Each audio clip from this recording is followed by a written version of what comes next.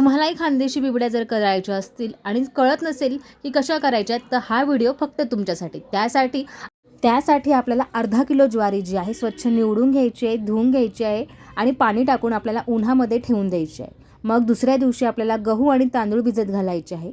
त्यासाठी गहू जे आहे 1 किलो घ्यायचे आहे आणि तांदूळ अर्धा किलो घ्यायचे आहे. गहू आणि तांदूळ स्वच्छ धुवून घ्यायचे आणि आपल्याला ते भिजत ठेवण्यासाठी उन्हात ठेवायचं आहे. मग दुसऱ्या दिवशी आपल्याला ज्वारी जी आहे आपण भिजत घातली त्यातलं पाणी काढून टाकायचं आहे आणि नवीन पाणी टाकून आपल्याला ते परत उन्हामध्ये ठेवायचं आहे. मग आपल्याला गहू आणि तांदूळसुद्धा स्वच्छ धुवून घ्यायचे आहे आणि उन्हात ठेवायचे आहे. उन्हात ठेवल्यामुळे ते लवकर भिजतात आणि कितीही कडक ज्वारी असली तरी लवकर उन्हामुळे गरम पाण्यामुळे ती लवकर भिजते. आणि इथे आपली जी ज्वारी आहे तिसऱ्या दिवशी माझी जे गहू, ज्वारी आणि तांदूळ छान असे भिजलेले आहेत. तुम्ही बघू शकताय गहू जो आहे आपला बऱ्यापैकी नरम झालेला आहे आणि यातलं जे संपूर्ण पाणी आहे मी ते काढून टाकणार आहे आणि नवीन पाणी जे आहे ते ॲड करणार आहे आणि परत उन्हामध्ये भिजत ठेवणार आहे.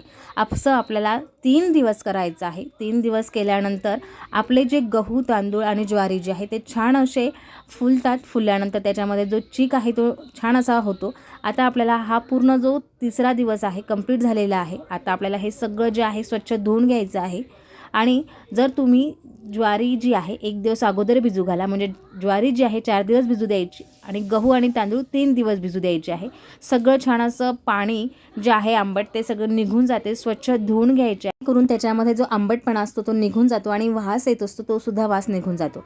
आता आपल्याला हे गहू पाणी टाकून मिक्सरमधून काढून घ्यायचं आहे. तुम्ही सुरुवातीला जाडच ठेवा जेणेकरून जास्त बारीक होऊन त्याची ताम जी आहे त्या चिकामध्ये उतरणार नाही. सगळं बारीक झाल्यानंतर आपल्याला हे पुरण यंत्राची जी चाळणी आहे त्याला तेल लावून घ्यायचं आहे आणि जे चीक आहे तो सगळा गाळून घ्यायचा आहे. तुम्ही भरपूर पाणी टाकू शकता आणि आपण असं साधारण वर जर गाळलं असेल तर नंतर कापड बांधून छान असं गाळून घ्या जेणेकरून सगळी जी ताम आहे ती वरच राहते, आतमध्ये काहीही राहत नाही, जेणेकरून आपली जी बिबडी आहे ती पांढरशुभ्र होते. हे इथे लक्षात ठेवायचं.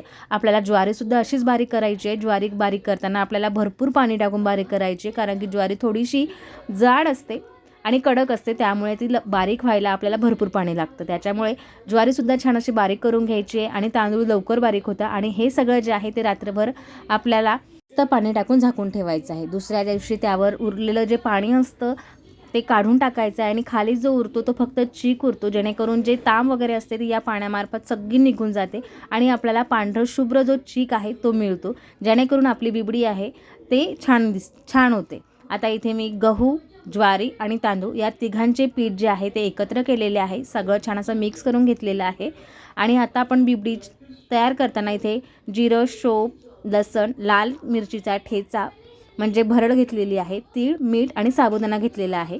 इथे तुम्ही प्रमाण जे आहे कमी जास्त करू शकता. इथे मीठ फक्त प्रमाणातच टाकायचं आहे, नाहीतर उन्हाळी वाळवणाच्या पदार्थामध्ये मीठ जर जास्त झालं तर ते खारट होण्याची शक्यता जास्त असते. इथे मी अगोदरच पाणी ठेवलेलं होतं उकळायला, त्यामुळे पाणी उकळलेलं होतं आणि आपण जे पिठं एकत्र केलेले होते ते आता आपल्याला टाकायचं आहे. एका जणाने टाकायचं आणि दुसऱ्याने हलवायचं, कंटिन्यू हलवत जायचं, जेणेकरून आपल्या पिठामध्ये ना गाठा होणार नाही आणि गाठा न झाल्यामुळे आपला जो चीक आहे तो छान असा परफेक्ट बनतो. इथे मी आता खूप जिरं, लसण, तिखट, मीठ आत्ताच टाकून देते आहे. साबुदाणा पण आत्ताच टाकलेला आहे. हे मी पाण्यातसुद्धा टाकू शकली असते पण मी हे टाकलेलं नाही आहे कारण आपला जो पाण्यामध्ये जर आपण हे सगळे जिन्नस टाकले तर त्याचा कलर जो आहे त्याच्यामध्ये उतरतो आणि उतरल्यामुळे जे आपली बिबडी आहे ते पांढरशुभ्र न त्याचा कलर बदलतो. म्हणून आपल्याला हे चीक टाकल्यानंतरच सगळं टाकायचं आहे. मी तरी या पद्धतीची केलेली आणि माझी बिबडी जी आहे ती खूप छान झालेली आहे. इथे छान असं सगळं टाकल्यानंतर आपल्याला चीक टाकायचं आहे आणि इथे अंदाजे घेतलेलं होतं. जर तुम्हाला पातळ करायचं असेल तर तुम्ही पाणपापडसुद्धा करू शकता, त्यासाठी तुम्हाला पाणी जास्त टाकावं लागेल.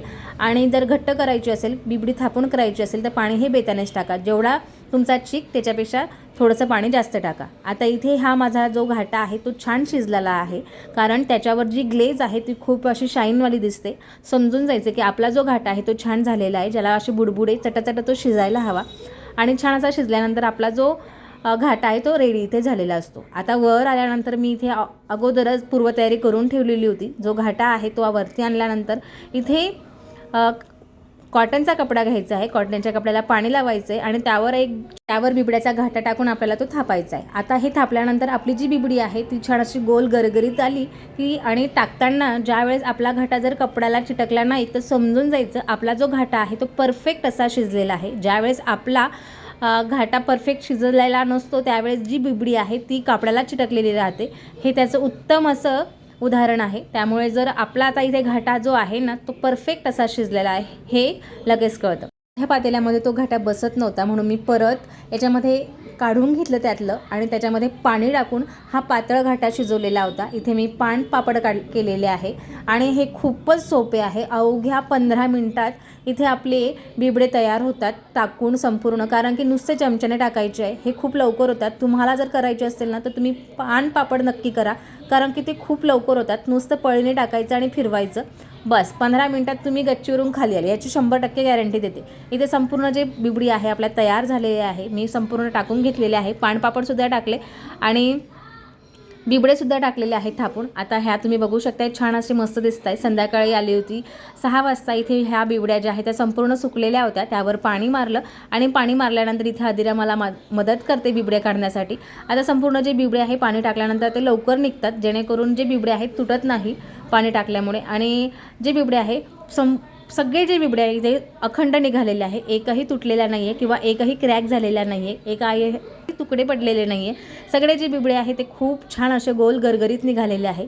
मी सगळे जे बिबडे आहे ते काढून घेतलेले आहे आणि तुम्ही बघू शकता किती गोल आणि मस्त निघालेले आहेत ना. तर मग हे जे बिबडे आहे आपल्याला सगळे काढून घ्यायचे आहे. दुसऱ्या दिवशी कडक उन्हात वाळवायचे आहे आणि कडकडीत तेलामध्ये तळायचे आहे. तळताना आपण तुम्ही बघू शकता आता हा अख्खा बिबडा तर त्याच्यामध्ये बसणार नाही म्हणून मी त्याला कट केला, तोडला आणि तोडल्यानंतर तळला ना तेव्हा तो भरपूर असा मस्त फुलतो. कारण आपण याच्यामध्ये ना पापड खारा टाकला आहे ना काही टाकलेलं नाही, तरी पण आपला जो बिबडे आहे ते खूप छान असे तेलामध्ये फुलतात. कसा वाटला बिबड्यांचा व्हिडिओ नक्की कमेंट करून सांगा. व्हिडिओ आवडल्यास लाईक करा, शेअर करा, सबस्क्राईब करा. पुन्हा भेटू एका छानशा व्हिडिओमध्ये. तोपर्यंत बाय बाय, टेक केअर आणि काळजी घेत राहा.